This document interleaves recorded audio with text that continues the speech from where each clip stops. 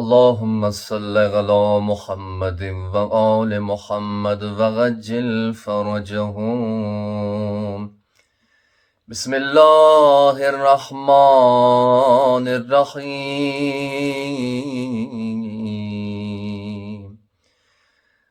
اللهم كن لوليك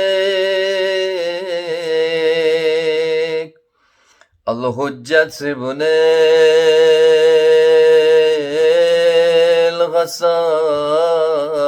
الحسن صلواتك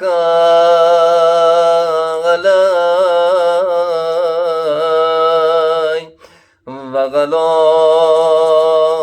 آبائه في هذه الساعة وفي كل ساعة وليا وحافظا وقائدا وناصرا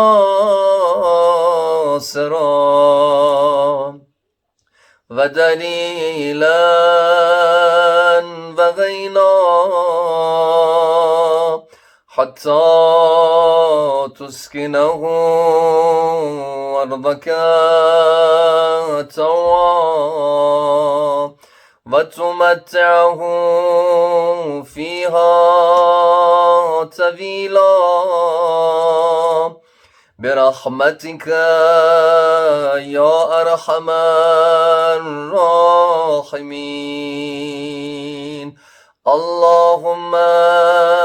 صل على محمد وآل محمد وعجل فرجهم. اعوذ باللہ السمیع العلیم من همزات الشیاطین واعوذ باللہ ان یحضرون ان اللہ هو السمیع العلیم. بسم اللہ الرحمن الرحیم وبہ نستعین وهو خیر الناصر ومعین نحمده ونستعینه ونستغفره ونشکره ونتوسل الیہ ونتوکل علیہ ونصلی ونسلم علی خیرته فی خلقه حافظی سرہ ومبلغ رسالات اشرف الانبیاء والمرسلین ابی القاسم محمد. اللہم صل علی محمد وآل محمد وصل علی علی المرتضی وفاطمۃ الزہراء سیدۃ نساء العالمین والحسن الرضا والحسین المصفى وجميع الأوصياء مصابح الدجى ومنار التقى وحبل المتين وصراط المستقيم سيما بقية الله في الأرضين روح وأرواح العالمين لتراب مقدمه فداه ولعنة الله على أعدائهم أجمعين من آل إلى يوم الدين. رب اشرح لي صدري ويسر لي أمري واحلل عقدة من لساني يفقه قولي. أما بعد قال سبحانه وتعالى في كتابه المجيد وفرقانه الحمید. بسم اللہ الرحمن الرحیم. بقیت اللہ خیر لکم ان کنتم مؤمنین. اب تمام مومنین اور مومنات کو ولادت باسعادت قطب عالم امکان منجی عالم بشریت امام زمان ارواحنا لہ الفداء کی ولادت بہت بہت مبارک ہو. دعا کرتا ہوں کہ جتنے بھی مومنین اور مومنات اس وقت یہ پروگرام دیکھ رہے ہیں، اس جشن کو، اس محفل کو دیکھ رہے ہیں، پروردگار سب کی حاجات کو پورا فرمائے. جو مشکلات رکھتے ہیں ان کی مشکلات کو دور فرمائے، اور جو بیمار ہے پروردگار انہیں شفاء کاملہ و عاجلہ نصیب فرمائے. اس امام کی ولادت کی شب ہے کہ جس کے بارے میں خود امام زمان علیہ السلام دعا عدلہ میں فرماتے ہیں کہ ہی ثبتت الارض والسماء وبیمنہ رزق الورا. مجھ مہدی کی وجہ سے زمین و آسمان قائم ہے، اور مجھ مہدی کی وجہ سے پروردگار عالم سب کو رزق دیتا ہے. وہ امام کہ جن کا تذکرہ جب امام رضا علیہ السلام کی خدمت میں ان کے اصحاب کرتے تھے تو امام رضا علیہ السلام اپنا ہاتھ سر پر رکھتے تھے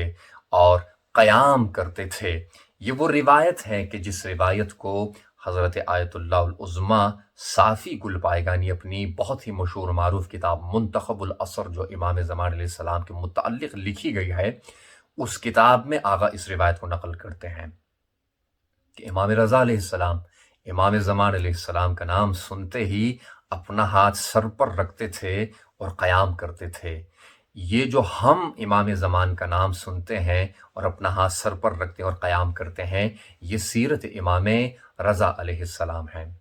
تو پوچھا گیا تھا کہ ابن رسول اللہ، وجہ کیا ہے کہ جب امام زمان علیہ السلام کا تذکرہ آپ کی خدمت میں ہوتا ہے تو آپ اپنا ہاتھ کیوں سر کے اوپر رکھتے ہیں اور کیوں قیام کرتے ہیں؟ تو امام رضا علیہ السلام نے فرمایا تھا کہ یہ قائم آل محمد کے نشانی ہے کہ جب وہ قیام کریں گے، اس وجہ سے ان کا نام سن کر ہم اپنا ہاتھ سر پر رکھتے ہیں اور قیام کرتے ہیں اور ظہور امام زمان علیہ السلام کا انتظار کرتے ہیں، ان کے قیام کا انتظار کر رہے ہوتے ہیں۔ بقیت اللہ خیر لکم ان کنتم مؤمنین۔ امام صادق علیہ السلام فرماتے ہیں کہ جب امام زمان یوسف زہرا علیہ السلام کا جب ظہور ہوگا تو امام زمان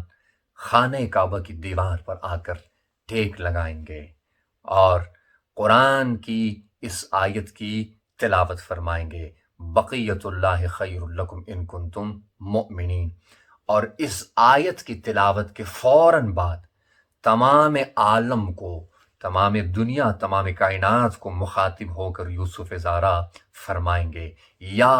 اہل العالم انا بقیت اللہ فی ارضہ و خلیفتہ و حجتہ علیکم۔ اے اہل عالم سن لو، بقیت اللہ میں ہوں، حجت خدا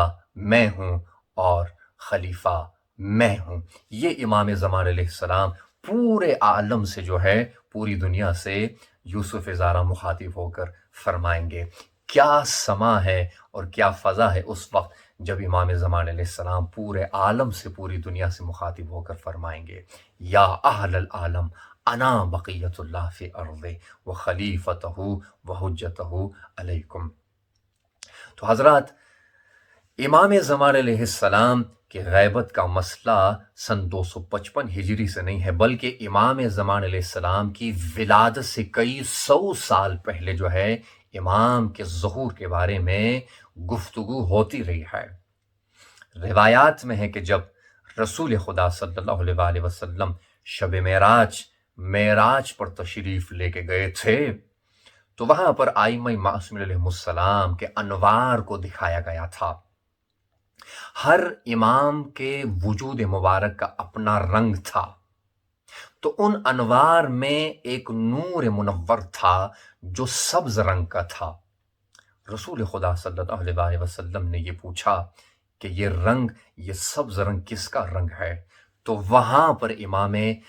زمان علیہ السلام کے متعلق رسول خدا صلی اللہ علیہ وآلہ وسلم کو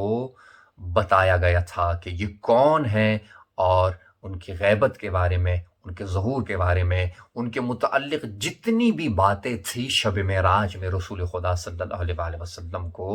بتایا گیا تھا۔ بس امام زمان علیہ السلام کے ظہور اور غیبت کا مسئلہ جو ہے وہ امام زمان علیہ السلام کی ولادت سے نہیں ہے، بلکہ اس سے کئی سو سال پہلے جو ہے اس کے بارے میں گفتگو ہوئی تھی۔ اسی طرح آپ دیکھیں امیر المؤمنین علی بن ابی طالب علیہ السلام کی خدمت میں اسبغ ابن نباتہ، جو امام علی علیہ السلام کے خاص اصحاب میں سے تھے، کہتا ہے کہ جب میں اپنے مولا کی خدمت میں حاضر ہوا تو امام علی علیہ السلام ایک عجیب انداز سے فرما رہے تھے، وا شوقاہ رؤیتھا وا شوقاہ رؤیا اصحابہ، کہ میں کس قدر تمہاری رؤیت کے لیے، تمہارے جمال کے لیے جو ہے ترس رہا ہوں، اور تمہارے اصحاب کے جمال و دیدار کے لیے ترس رہا ہوں۔ یہ مولا علی بن ابی طالب علیہ السلام اس وقت امام زمان علیہ السلام کو یاد کرتے تھے اور حسرت سے کہتے تھے، واہ شوقاہ رؤیتھا۔ روایت میں ہے کہ سدیر صرفی کہتا ہے کہ عید والے دن میں امام صادق علیہ السلام کی خدمت میں حاضر ہوا تو امام صادق علیہ السلام بہت زیادہ غمزدہ تھے۔ میں نے مغموم ہونے کی وجہ پوچھی امام صادق علیہ السلام سے کہ وجہ کیا ہے؟ تو امام صادق علیہ السلام نے فرمایا، سیدی غیبتک قد نفت رقادک،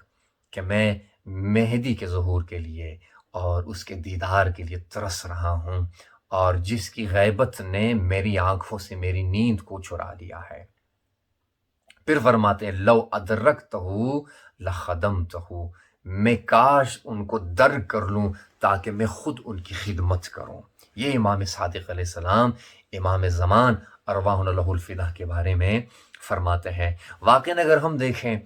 مذہب تشیع کے ارکان 4 ہیں، بنیادیں مذہب شیعہ کی 4 بنیادیں ہیں۔ مذہب شیعہ کی پہلی بنیاد بعثت ہے، دوسری بنیاد غدیر ہے، تیسری بنیاد عاشورہ ہے، اور چوتھی بنیاد ظہور ہے۔ یہ غدیر ہے جو بعثت کو سہارا دے رہی ہے، یہ عاشورہ ہے جو غدیر اور بعثت کو یہ عاشورہ ہے جو غدیر اور بعثت کو سہارا دے رہا ہے، اور یہ ظہور ہے جو عاشورہ کو، غدیر کو اور بعثت کو سہارا دے رہا ہے۔ اسی لیے جب امام زمان علیہ السلام کا ظہور ہوگا تو کہیں گے یا اہل العالم انا بقیت اللہ فی ارضہ وحجتہ وخلیفتہ علیکم۔ تو امام زمان علیہ السلام کی جو غیبت کا جو مسئلہ ہے، وہ کہنے کا مقصد یہ تھا کہ کئی 100 سال پہلے جو ہے اس کے متعلق گفتگو ہوتی رہی ہے، اور جب آ کے کہیں گے جب ظہور ہوگا انا بقیت اللہ،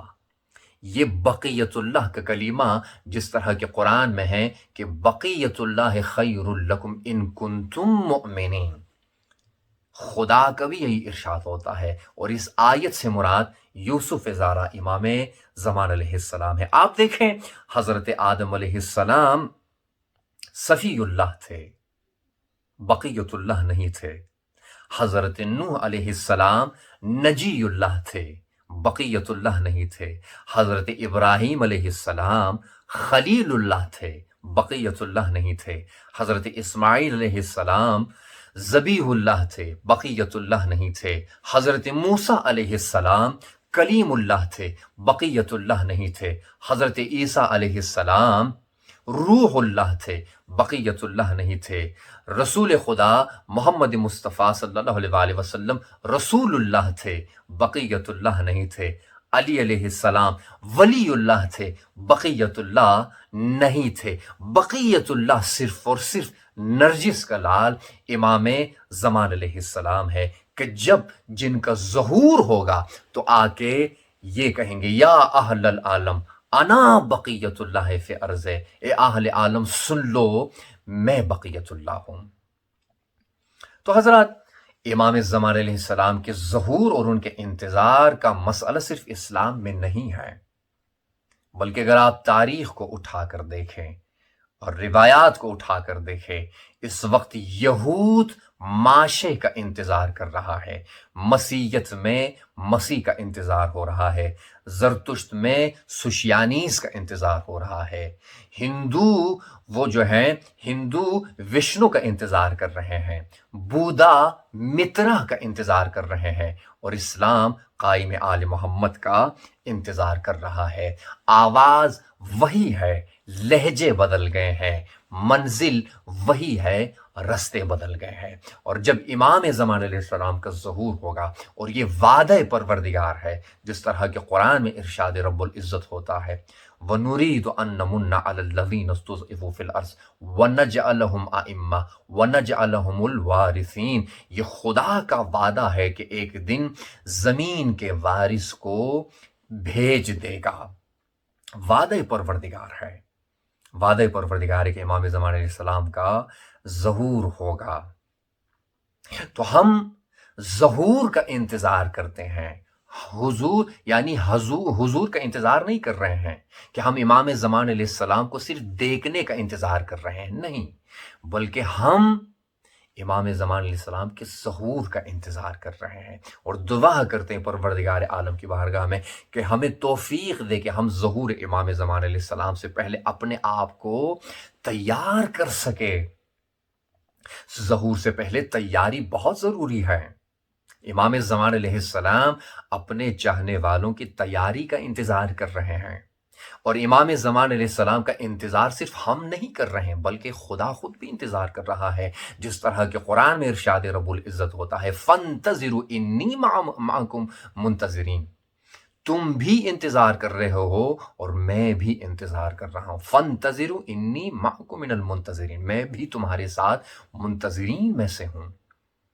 تو انتظار کا مسئلہ جو ہے وہ صرف اسلام میں نہیں ہے، بلکہ یہود بھی انتظار کر رہا ہے ماشے کا،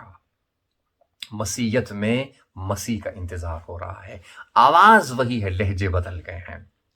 انتظار امام زمان علیہ السلام، منتظرین امام زمان علیہ السلام صرف زبانی حد تک جو ہے امام زمان علیہ السلام کا انتظار نہ کریں، بلکہ اپنے اعمال سے، اپنے کردار سے، اپنی گفتار سے امام زمان علیہ السلام کا جب ہم انتظار کر رہے ہوں گے تو اس وقت ہم حقیقی منتظرین کہلائیں گے۔ روایت میں ہے کہ حضرت موسیٰ علیہ السلام کے آنے کی بشارت جب دی گئی تھی تو کہا گیا تھا کہ 400 سال کے بعد آئیں گے۔ اب دیکھیے کہ حقیقی انتظار کس کو کہتے ہیں، 400 سال کے بعد آئیں گے روایت میں ہے۔ تو جب لوگوں سے کہا گیا تھا کہ 400 سال کے بعد حضرت موسیٰ آئیں گے تو لوگوں نے جو ہے کیا تھا کہ خدا کی بارگاہ میں اپنے اپنے چھوٹے چھوٹے بچوں کو اپنی اپنی آغوش میں اٹھا کر آ کر دشت و بیابان میں روتے تھے، گریہ کرتے تھے، زاری کرتے تھے پروردگار عالم کی بارگاہ میں کہ 400 بہت زیادہ مدت ہے۔ تو پروردگار عالم نے لوگوں کے اس اضطراب کو دیکھ کر، اس انتظار کو، اس حقیقی انتظار کو دیکھ کر 400 سال کو بہت کم مدت میں خداوند متعال نے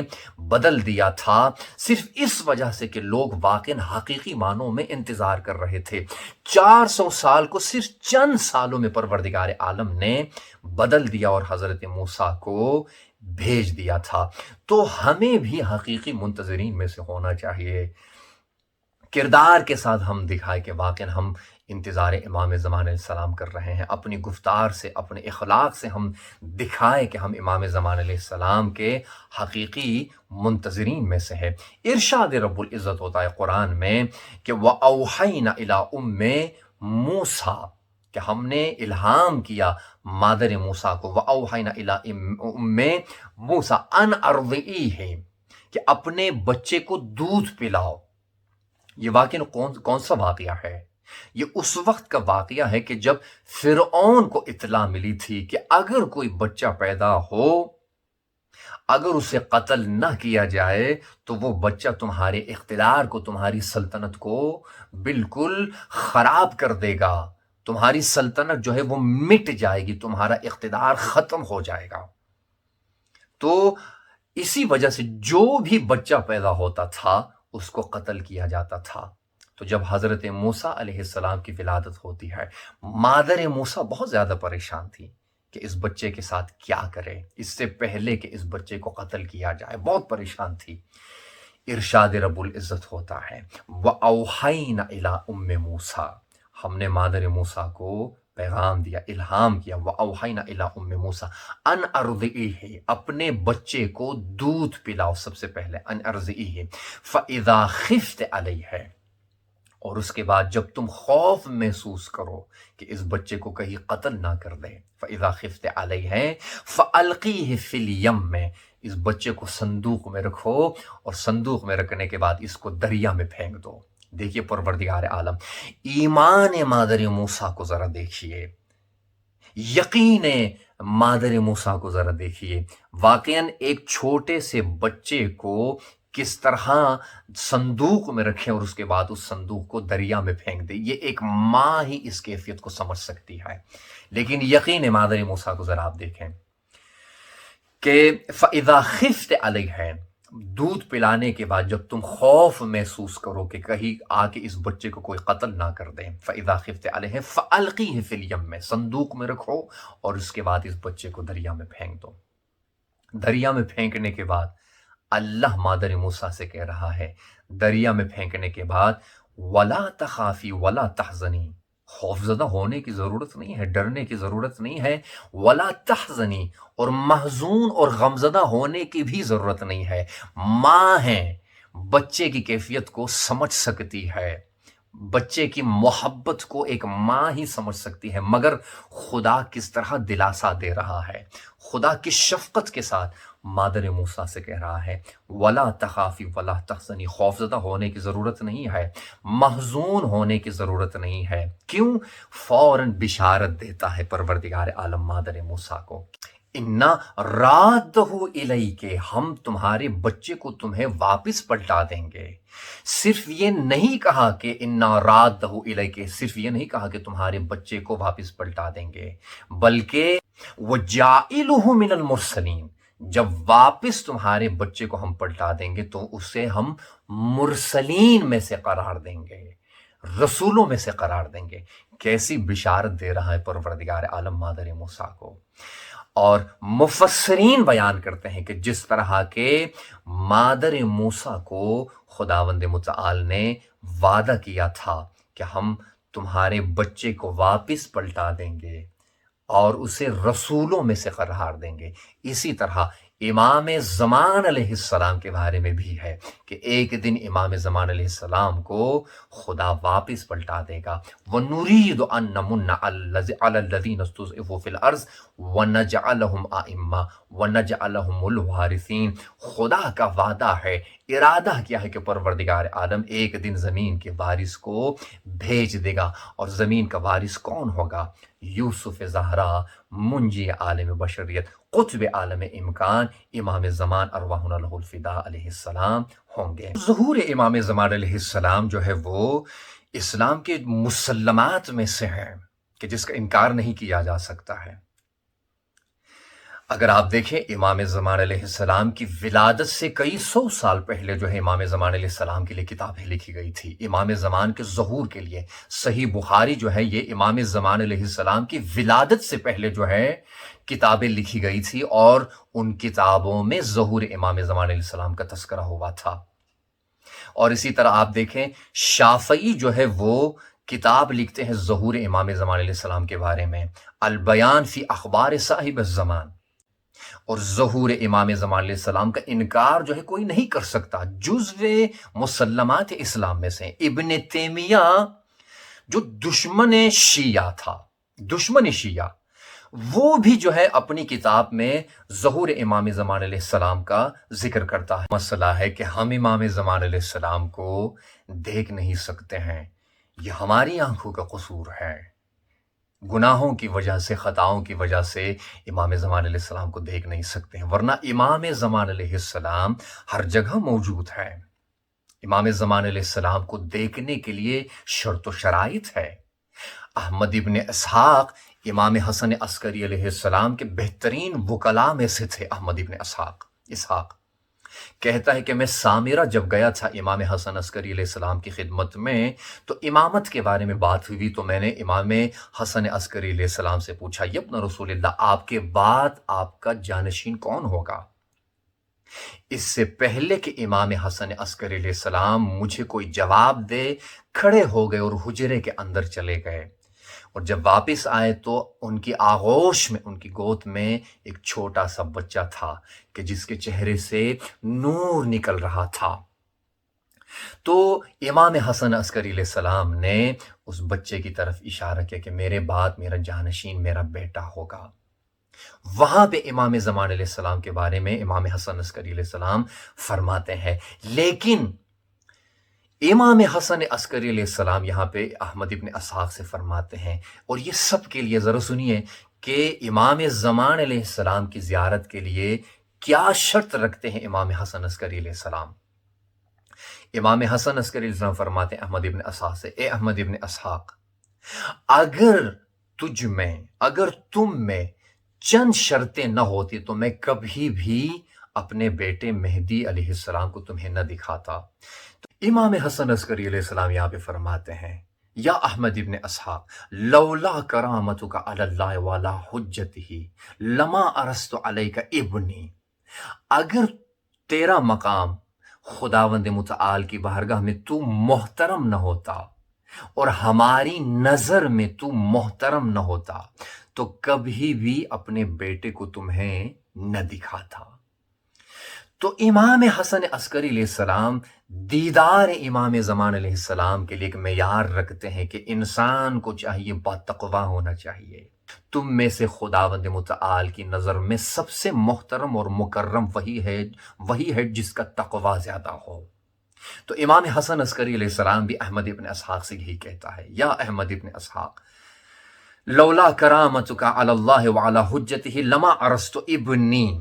اگر تو مکرم نہ ہوتا خدا کی نظر میں اور ہماری نظر میں تو مکرم اور محترم نہ ہوتا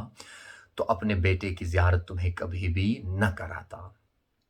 تو امام زمان علیہ السلام کو دیکھنے کے لیے تقوی بہت ضروری ہے۔ تو امام زمان علیہ السلام کو دیکھنے کے لیے بصارت کی نہیں بصیرت کی ضرورت ہے۔ بصارت سب کے پاس ہے، سب دیکھ سکتے ہیں، مگر امام زمان علیہ السلام کو دیکھنے کے لیے بصیرت کی ضرورت ہے۔ روایت میں ہے کہ ابو بصیر کہتا ہے کہ میں امام باقر علیہ السلام کے ساتھ ہم مسجد سے نکلے اور مسجد کے دروازے کے پاس کھڑے تھے، تو امام باقر علیہ السلام نے مجھے کہا، اے ابو بصیر، یہاں چلتے پھرتے لوگوں سے ذرا پوچھو کہ کیا تم نے ابو جعفر کو دیکھا ہے؟ تو ابو بصیر کہتا ہے کہ میں نے چلتے پھرتے لوگوں سے میں نے کسی سے پوچھا کہ کیا تم نے ابو جعفر کو دیکھا ہے، در حالانکہ امام میرے پاس کھڑے تھے تو سب نے یہی کہا کہ ہم نے ان کو نہیں دیکھا، ہم نے ان کو نہیں دیکھا، ہم نے ان کو نہیں دیکھا۔ ابو بصیر کہتا ہے کہ مجھے حیرت ہو رہی تھی، امام باقر علیہ السلام میرے پاس کھڑے تھے مگر کوئی بھی دیکھ نہیں پا رہا تھا۔ تو ایک شخص وہاں دور سے آ رہا تھا ابو ہارون کے نام سے۔ امام باقر علیہ السلام نے مجھے کہا، اے ابو بصیر، اب ابو ہارون سے ذرا پوچھو۔ ابو ہارون نابینا تھا، اندھا تھا، دیکھ بھی نہیں سکتا تھا۔ جب ابو بصیر کہتا ہے کہ ابو ہارون جب میرے پاس آیا تو میں نے ابو ہارون سے پوچھا کہ کیا تم نے ابو جعفر کو، امام باقر کو دیکھا ہے؟ تو ابو ہارون جو نابینا تھا اس نے کہا کہ یہ ہمارے پاس ابو جعفر کھڑے ہیں، امام باقر علیہ السلام کھڑے ہیں۔ تو ابو بصیر کہتا ہے مجھے اتنی حیرت ہوئی، تعجب ہوا۔ میں نے کہا کہ تم تو دیکھ ہی نہیں سکتے ہو، تو تم نے کیسے یقین کے ساتھ کہا کہ وہ ہمارے پاس کھڑے ہیں؟ تو ابو ہارون نے کہا، کیسے میں نہ دیکھوں؟ جو نور مجسم ہو، جس کے جسم سے نور نکل رہا ہو آسمان کی طرف، کیسے ہو سکتا ہے کہ میں اس کو نہ دیکھوں؟ تو یہ روایت بیان کرنے کا مقصد یہ تھا کہ امام زمان علیہ السلام کو دیکھنے کے لیے بصارت کی نہیں بلکہ بصیرت کی ضرورت۔ ہر عاشق اپنے معشوق کو جو ہے وہ یاد کرتا ہے۔ ہم عاشق امام زمان علیہ السلام ہیں اور ہم دعا کرتے ہیں امام زمان علیہ السلام کے ظہور کے لیے، جس طرح کہ امام زمان علیہ السلام ہر لحظہ اپنے چاہنے والوں کو نظر لطف و الطاف سے دیکھتے ہیں، نظر محبت و شوق و اشتیاق سے امام زمان علیہ السلام اپنے چاہنے والوں کو دیکھتے ہیں۔ روایت میں بھی ہے، اور اس روایت کو اکثر آقا بہجت رضوان اللہ تعالیٰ علیہ فرمایا کرتے تھے کہ ہفتے میں 2 مرتبہ ہر مومن، ہر منتظر کا نامہ عمل امام زمان علیہ السلام کے سامنے پیش ہوتا ہے، ایک سوموار والے دن اور ایک جمعرات والے دن۔ 2 دن ہر مومن، ہر منتظر کا نامہ عمل امام زمان علیہ السلام کے سامنے پیش ہوتا ہے۔ اگر اس نامہ عمل میں نیک اعمال ہو تو امام زمان یوسف زہرا علیہ السلام خوش ہو جاتے ہیں، اگر ان اعمال میں گناہ و خطا ہو تو امام زمان علیہ السلام افسردہ ہو جاتے ہیں اور غمزدہ ہو کر روتے ہیں، بارگاہ رب العزت میں دعا کرتے ہیں کہ پروردگار مجھ مہدی کے صدقے میں میرے چاہنے والوں پر عذاب نازل نہ فرما۔ بس ہمیں یاد رکھنا چاہیے کہ ہفتے میں 2 مرتبہ ہر مومن، ہر منتظر کا نامہ عمل امام زمان علیہ السلام کے سامنے پیش ہوتا ہے۔ دعا ہم کرتے ہیں امام زمان علیہ السلام کے ظہور کے لیے، یاد کرنا چاہیے۔ محبت کی نشانی یہ ہے کہ اپنے محبوب کو ہمیشہ ان کا ذکر کر کے ان کو یاد کیا جاتا ہے۔ آیت اللہ مجتہدی تہرانی فرماتے ہیں کہ جب ہم نجف اشرف میں پڑھتے تھے، طلبہ تھے، تو آیت اللہ مدنی کی امامت میں ہم جا کر نماز جماعت پڑھا کرتے تھے۔ ایک دن میں نے دیکھا کہ آیت اللہ مدنی نماز سے فارغ ہونے کے بعد محراب میں اس طرح بیٹھ کے زار و قطار رو رہے تھے، گریہ کر رہے تھے کہ میں اٹھ کھڑا ہوا اور جا کے آیت اللہ مدنی سے میں نے پوچھا کہ آغا کیا وجہ ہے، آپ اس طرح کیوں رو رہے ہیں، کیا آپ کے ساتھ کوئی مسئلہ ہوا ہے؟ تو آغا فرماتے کہ آیت اللہ مدنی نے کہا کہ تم جاننا چاہتے ہو کہ میں کس لیے اس طرح زار و قطار رو رہا ہوں؟ نماز سے فارغ ہونے کے بعد چند لہجے کے لیے میری آنکھوں کے سامنے سے پردے ہٹ گئے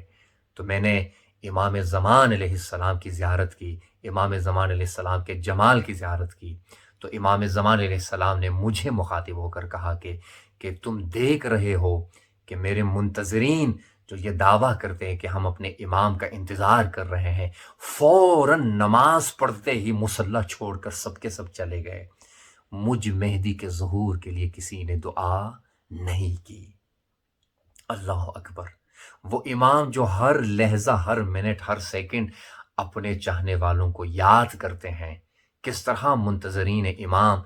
نماز سے فوراً فارغ ہو کر مصلی چھوڑ کر چلے جاتے ہیں اور امام زمان علیہ السلام کے ظہور کے لیے دعا نہیں کرتے ہیں۔ کس لیے امام زمان علیہ السلام خود فرماتے ہیں کہ بہترین اعمال میں سے بہترین عمل جو ہے وہ انتظار فرج ہے، اور میرے فرج کے لیے دعا ہے کہ ہم امام زمان علیہ السلام کے ظہور کے لیے ہمیشہ دعا کریں۔ بس اگر ہم امام زمان علیہ السلام سے محبت کرتے ہیں اور حقیقی محبت کرتے ہیں تو ہمیں ہر لحظہ امام زمان علیہ السلام کے ظہور کے لیے دعا کرنی چاہیے، امام زمان علیہ السلام کو یاد کرنا چاہیے۔ 24 گھنٹوں میں جو ہے 1440 منٹ ہوتے ہیں۔ واقعاً ہم اپنے ساتھ بیٹھ کے سوچیں کہ 1440 منٹ میں کتنے منٹ ہم امام زمان علیہ السلام کو یاد کرتے، اور ان 1440 منٹس میں سے کتنے منٹ ہم نے امام زمان علیہ السلام کے لیے رکھے ہیں۔ ایک آیت اللہ تھے، وہ فرماتے تھے کہ 1440 منٹ میں سے 1430 منٹ آپ اپنے لیے رکھیں، روزمرہ کاموں کے لیے رکھیں، مگر 5 سے 10 منٹ ضرور امام زمان علیہ السلام سے گفتگو کے لیے رکھیں۔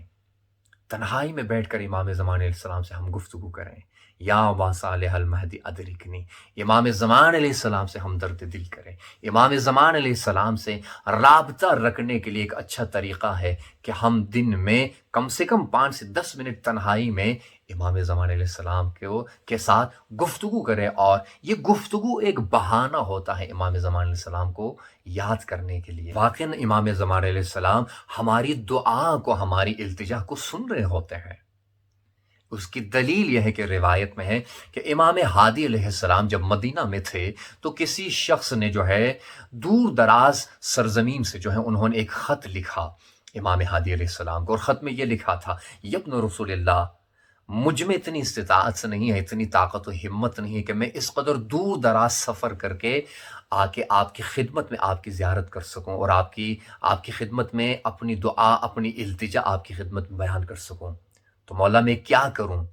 تاکہ میں آپ کو اپنے پاس محسوس کروں؟ تو امام ہادی علیہ السلام نے اس عاشق، اس محب کے خط کے جواب میں یہ لکھا تھا کہ میں گرچہ تم سے دور ہوں، مگر یاد رکھو جب بھی تمہاری کوئی حاجت ہو، اذا کان حاجت فحرک شفتین، جب بھی تمہاری کوئی حاجت ہو تو تم اپنے ہونٹوں کو جب حرکت دیتے ہو تو اس وقت میں جہاں پہ بھی ہوتا ہوں تمہاری آواز کو سن رہا ہوتا ہوں۔ تمہارا کام یہ ہے کہ فحرک شفتین، تم اپنے ہونٹوں کو حرکت دو، میں تمہاری آواز کو سن رہا ہوں گا۔ تو اسی طرح امام زمان علیہ السلام کے بارے میں ہم جہاں پر بھی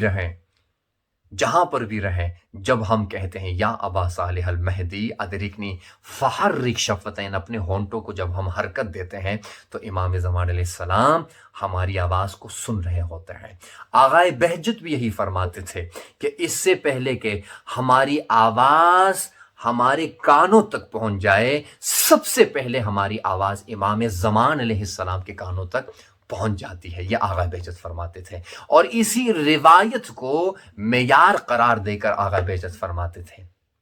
کہ امام ہادی علیہ السلام نے کہا تھا اذا کان حاجت فحرک شفتین، کہ جب تمہاری کوئی حاجت ہو اپنے ہونٹوں کو اخلاص کے ساتھ یاد کر کے امام زمان کو جب تم اپنے ہونٹوں کو حرکت دیتے ہو اور ہلاتے ہو تو امام زمان علیہ السلام تمہاری آواز کو سب سے پہلے سن رہے ہوتے ہیں۔ تو ہمیں غافل نہیں رہنا چاہیے امام زمان علیہ السلام سے۔ دعا کرے امام زمان علیہ السلام کے ظہور کے لیے۔ اکثر لوگ کہتے ہیں کہ کیا اس دعا کرنے کا کوئی فائدہ ہے جب خدا نے وعدہ کیا ہے کہ امام زمان علیہ السلام کی حفاظت وہ اللہ کر رہا ہے، اور امام زمان علیہ السلام کا ظہور ہوگا، تو اس کے باوجود بھی ہم امام زمان علیہ السلام کے لیے دعا کریں تو اس دعا کا کوئی فائدہ ہے؟ یہ اکثر یہ سوال پوچھا جاتا ہے، اور سوال بھی اچھا ہے کہ امام زمان علیہ السلام کے لیے دعا کرنے کا ہمیں کیا فائدہ ملتا ہے؟ تو جواب یہ ہے کہ جب ہم امام زمان علیہ السلام کے لیے دعا کرتے ہیں تو اس دعا کرنے کے دو فائدے ہوتے ہیں۔ پہلا فائدہ یہ ہوتا ہے کہ ہم امام زمان علیہ السلام کو یاد کرتے ہیں، جس سے ہم محبت کرتے ہیں اس کو ہم یاد کرتے ہیں۔ دعا ایک بہانہ ہے، ذکر جو ہے ایک بہانہ ہے، اپنے محبوب اپنے امام زمان علیہ السلام کو یاد کرنے کے لیے ایک بہانہ ہوتا ہے۔ دوسرا فائدہ یہ ہے کہ جب ہم امام زمان علیہ السلام کو یاد کرتے ہیں، جب ہم امام زمان علیہ السلام کے لیے دعا کرتے ہیں، تو دوسری طرف سے امام زمان علیہ السلام بھی ہمارے لیے دعا کرتے ہیں، دعا کرتے ہیں امام زمان علیہ السلام ہمارے لیے۔ اور اس کی سب سے بڑی دلیل یہ روایت ہے۔ عبد الرحمن اصفہانی کہتا ہے میں شیعہ نہیں تھا، تو اتنا مجھے جو ہے مسئلہ تھا اقتصادی لحاظ سے کہ زندگی گزارنا میرے لیے جو ہے وہ بہت مشکل ہو گیا تھا، تو میں اپنے وطن یعنی اصفہان سے میں نکلا تھا سرزمین بغداد کی طرف، کہ وہاں جا کر خلیفہ وقت سے جو ہے اپنی مشکل بیان کروں اور ان سے کہوں کہ میری زندگی میں گزر بسر کرنا میرے لیے بہت زیادہ مشکل ہو چکا ہے، اقتصادی لحاظ سے میں مشکلات میں گرفتار ہوں، میری کچھ مدد فرمائیں۔ عبد الرحمن اصفہانی کہتا ہے کہ میں اس نیت سے اصفہان سے نکلا تھا، اور جب سرزمین بغداد میں پہنچا، بازار بغداد میں نے دیکھا کہ اتنا ہجوم تھا وہاں پہ، اتنا رش تھا وہاں پہ، اور ہر طرف سے اعلان ہو رہا تھا کہ ابن الرضا کو لے کے آ رہے ہیں، ابن الرضا کو لے کے آ رہے ہیں۔ عبد الرحمن اصفہانی کہتا ہے کہ میں نہیں جانتا تھا، نہیں پہچانتا تھا کہ ابن الرضا کون ہے، لیکن اتنا سوچ رہا تھا کہ جو سپاہی ابن الرضا کو لے کے آ رہے ہیں، دعا کر رہا تھا کہ پروردگار جس کو بھی لے کے آ رہے ہیں، جس کو ابن الرضا کہہ کے لے کے آ رہے ہیں، پروردگار تو اس کی حفاظت فرما۔ اپنے دل ہی دل میں یہ دعا کر رہا تھا۔ میں نے دیکھا کہ کچھ لمحوں میں کچھ سپاہی جو ہے، درباری جو سپاہی تھے، وہ ایک خوبصورت جوان کو جس کے چہرے سے نور نکل رہا تھا، اس جوان کو لے کے آ رہے تھے۔ میں دل ہی دل میں دعا کرنے لگا، پروردگار تو اس جوان کی حفاظت فرما، ابن الرضا کی حفاظت فرما۔ تو وہ جوان جب میرے پاس سے گزرنے لگا تو رک گیا وہاں پہ، اور مجھے مخاطب ہو کر کہا اے عبد الرحمن اصفہانی۔ مجھے تعجب ہوا، میں نہ اس جوان کو پہچانتا ہوں اور یہ جوان نہ مجھے پہچانتا ہے، لیکن اس کے باوجود مجھے میرے نام سے پکار رہا ہے۔ اور اس جوان نے مجھے کہا کہ اے عبد الرحمن اصفہانی، تمہاری دعا میرے حق میں مستجاب ہو چکی ہے۔ اللہ اکبر! ابن الرضا کون تھے؟ امام جواد علیہ السلام، جن کو ابن الرضا کہا جاتا تھا۔ تو امام جواد علیہ السلام نے عبد الرحمن اصفہانی سے کہا کہ تمہاری دعا میرے حق میں مستجاب ہو چکی ہے۔ جو تو دعا کر رہا تھا کہ خدا میری حفاظت کرے، خدا نے تمہاری دعا میرے حق میں، تمہاری دعا کو قبول کر لیا، اور یاد رکھو کہ مجھے کچھ بھی نہیں ہوگا، لیکن ہاں ایک دعا تم نے میرے حق میں کی تھی، میں تمہارے حق میں کرتا ہوں۔ جاؤ، پروردگار عالم تمہیں تمہاری زندگی میں اتنا مال عطا کر دے گا، تمہیں غنی کر دے گا۔ اور عبد الرحمن کہتا ہے کہ میرے ہاں کوئی اولاد نہیں تھی، ابن الرضا امام جواد علیہ السلام نے میرے حق میں دعا کی تھی، خدا تمہیں مال و دولت عطا کرے گا اور اس کے ساتھ ہاتھ تمہیں اولاد بھی عطا کرے گا۔ یہ دو دعائیں جو ہیں ابن الرضا نے، امام جواد علیہ السلام نے میرے حق میں کی۔ اور عبد الرحمن اصفہانی خود کہتا ہے کہ میں جس نیت کے ساتھ نکلا تھا کہ دربار میں جاؤں گا، دربار میں جانے کی ضرورت نہیں ہوئی، مجھے ابن الرضا نے وہیں پر بازار میں کھڑے کھڑے جو ہے مجھے سب کچھ عطا کر دیا۔ عبد الرحمن اصفہانی کہتا ہے کئی سالوں کے بعد جو ہے پروردگار عالم نے مجھے اتنا غنی کر دیا تھا اور مجھے اتنا مال و دولت عطا کر دیا تھا پروردگار عالم نے کہ میں خود اپنے عزیز و اقربا کی مدد کرنے لگا اقتصادی لحاظ سے، اور اس کے ساتھ ساتھ پروردگار عالم نے مجھے کہیں اولاد بھی پروردگار عالم نے مجھے عطا کی تھی۔ تو عزیزان من، جو لوگ کہتے ہیں کہ ہم امام زمان علیہ السلام کے لیے کس لیے دعا کریں، تو جواب یہی ہے، ہم امام زمان علیہ السلام کے لیے اس لیے دعا کرتے ہیں، ایک بہانہ یہ ہے کہ ہم اپنے امام وقت کو یاد کرتے ہیں، ان سے رابطہ رکھنے کے لیے ہم امام کے حق میں دعا کرتے ہیں۔ اور دوسرا فائدہ یہ ہے کہ جب ہم امام زمان علیہ السلام کے لیے دعا کرتے ہیں تو امام زمان علیہ السلام ہمارے حق میں دعا فرماتے ہیں۔ ہم بھی دعا کرتے ہیں کہ پروردگار اتنی باعظمت اور بابرکت رات میں پروردگار تجھے محمد وآل محمد کا واسطہ امام زمان علیہ السلام کے ظہور میں تعجیل فرما، اور جتنے بھی مومنین و مومنات حاجات رکھتے پروردگار سب کی حاجات کو برآوردہ خیر فرما۔ آخر میں ایک کلام آپ کی سماعتوں کی نظر کرنا چاہتا ہوں اور اس کے بعد التماس دعا۔ امام عصر زمان کی جو بھی خلوص دل سے ثنا کرے گا، امام عصر زمان کی جو بھی خلوص دل سے ثنا کرے گا، قسم خدا کی کہ اس کے حق میں علی نجف سے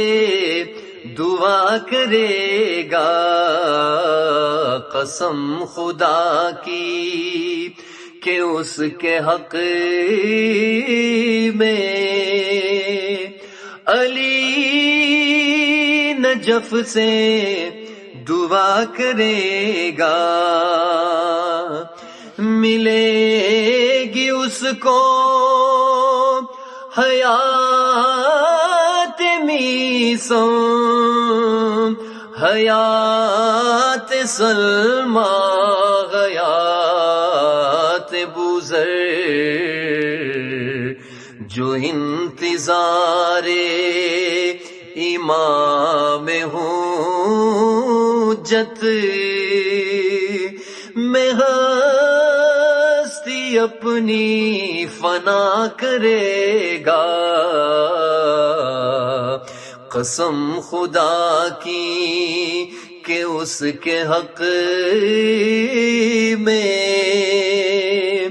علی نجف سے دعا کرے گا، رہے گی محفوظ جتنی آنکھیں تیری گناہ سے، قسم خدا کی تو پردہ غیبت کا تیری آنکھوں سے دھیمے دھیمے ہٹا کرے گا، قسم خدا کی کہ اس کے حق میں علی نجف سے دعا کرے گا، امام عصر